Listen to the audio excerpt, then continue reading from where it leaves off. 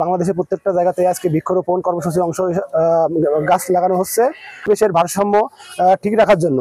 পরিবেশের মানুষ আমরা কি অক্সিজেন গ্রহণ করি এবং কার্বন ডাই অক্সাইড ত্যাগ করি, এজন্য পরিবেশের ভারসাম্য ঠিক রাখার জন্য আমরা গাছকে প্রাধান্য দিই। আমরা চাই বাংলাদেশে প্রত্যেকটা জায়গাতে বেশি বেশি করে আমরা গাছ লাগাই। ছাত্রদলের কেন্দ্র ঘোষিত কর্মসূচির অংশ হিসেবে নাটোর জেলার লালপুর উপজেলা ছাত্রদল বৃক্ষরোপণ কর্মসূচি পালন করছে। তারা আজকে সকালে লালপুর উপজেলার গোপালপুর ডিগ্রি কলেজ এবং আব্দুলপুর সরকারি কলেজের ছাত্রদলের উদ্যোগে বৃক্ষরোপণ অনুষ্ঠিত হয়েছে। আমাদের নেতা ডাক্তার ইয়াসির আরশাদ রাজন ভাইয়ের কথা, সামাজিক উন্নয়নমূলক সমস্ত কাজে লালপুর উপজেলা ছাত্রদল সবসময় অগ্রণী ভূমিকা পালন করছে। বৃক্ষ আসলে তো বৃক্ষ একটা নাম, কিন্তু বৃক্ষ হচ্ছে মানুষের সবচেয়ে পরম বন্ধু।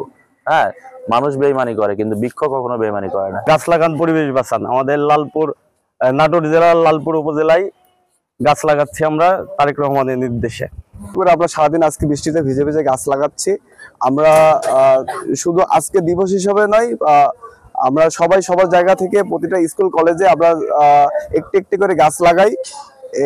এই গাছ লাগানো আগামী প্রজন্মকে একটি সুন্দর বসবাসের জন্য পৃথিবী উপহার দিতে পারবো। উপজেলা ছাত্রদল বিভিন্ন শিক্ষা প্রতিষ্ঠানে সারাদিন ব্যাপী যে উদ্যোগ ছিল, সেই উদ্যোগেরই অংশ হিসাবে লালপুর উপজেলা ছাত্রদল কর্তৃক আয়োজিত আজকের এই গাছ লাগান পরিবেশ বাঁচান ডাক্তার ইয়াসির আরশাদ রাজন ভাইয়ের নির্দেশনায় আমরা আজকে গাছ লাগাচ্ছি সারাদিনই।